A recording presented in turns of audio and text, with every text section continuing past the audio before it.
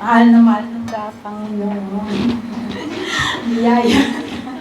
Umuulan sa labas, umuulan pa ba? Biyaya, unang ulan sa Israel. Biyaya, November 2. Gabi sa Israel.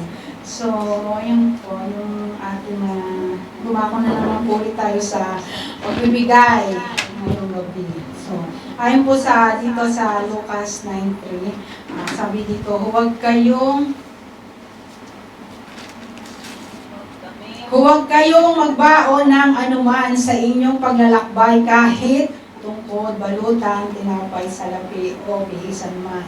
Tapos, sinundan nyo ng Luke 10:4, sabi dito, huwag kayong magdala ng lalagyan ng pera, balutan, o sandalyas, huwag na kayong tumigil upang bumati kanino man sa daan. So, ayun, sabi, bilang isang tagasunod o Kristiyano, di ba? Inaasahan daw tayo na magkaroon ng bukas palad sa pagbibigay, yun, ito ang ating mga ikapo, yung katulad ng pag-aalay ng ating mga oras, pera at pagtulong sa mga nangangailangan. Yun nga, yung in terms ng pagtulong sa nangangailangan, isa ako dito sa yung ako personally nakatanggap dahil sa mga kapatid natin na bukas palad sa pagbibigay nung nawalan ako ng work. So dahil sa mga kapatid natin na bukas palad sa pagbibigay, yun, nakasalamat at yun, malaking yung tulong din kasi na-survive ko yung aking sarili, yung aking buhay dahil yun, yung mga kapatid na bukas palad na tumutulong. Kaya nga po, di ba, tinatawag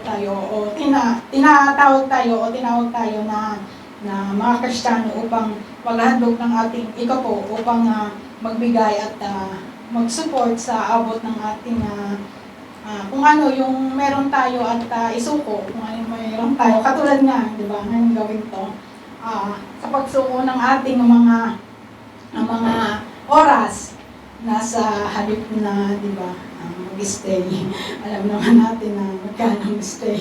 So, kung i-convert yan sa peso, malaking halaga. Pero, isinusuko natin yung ating oras na tayo lumabas at upang dumalo sa ating bahay sambahan. So, yun, hindi lang kasi di ba, yung katulad nga, yung pagsuko ng ating mga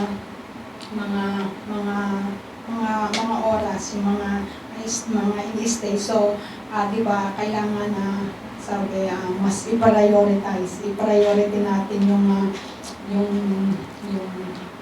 ating yung buhay natin kay Lord, kasi di ba hindi naman totoo naman, di ba hindi natin madadala yun.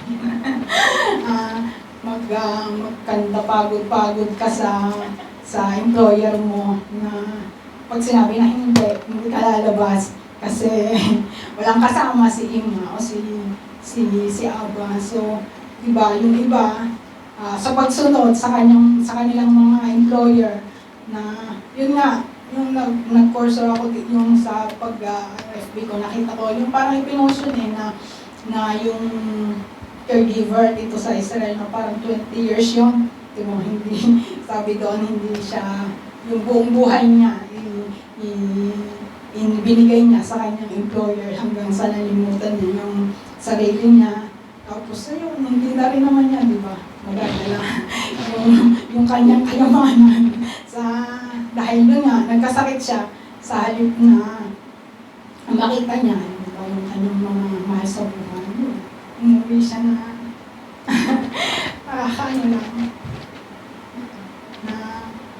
lahat tayo, di ba, yung pupunta. So, much better na lumilaan natin yung ating sarili, yung ating buhay sa kaluwalhatian ng para sa Lord at hindi lang dito sa lupa. So, yun lamang po at salamat sa mga kapatid po na bukas palad sa pagbibigay o sa paghahandog ng kanilang mga ikapo. At Lord, maraming salamat po sa mga kapatid, sa mga naghahandog po, Panginoon, ang kanilang mga ikapo, God. At patuloy mo nga po, Lord, na i-bless ang mga kapatid po na ito, Panginoon, sa kabila, O God, ng mga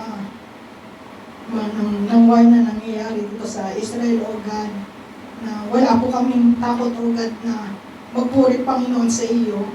Nasambahin ka, O Lord God, na naibigay ang aming oras sa gabing ito, O God, dahil ito nga po, O Lord God, ay kalugod-lugod sa iyo, Panginoon. Patuloy mo nga po, Panginoon, na i-bless ang mga kapatid, O God, na maghahandog, Panginoon, ng kanilang mga ikapo, O God.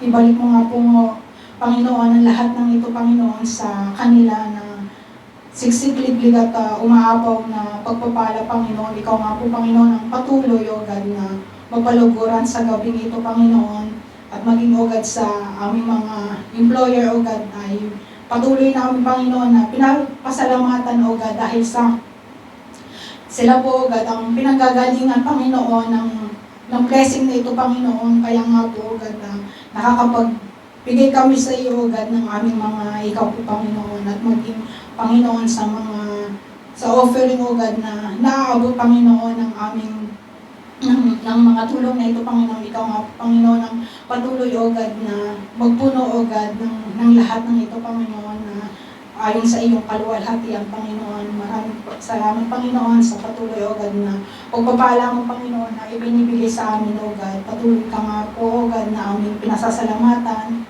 aming dinadakila, Panginoon, sa lahat ng ito, O God. In Jesus' name we pray. Amen.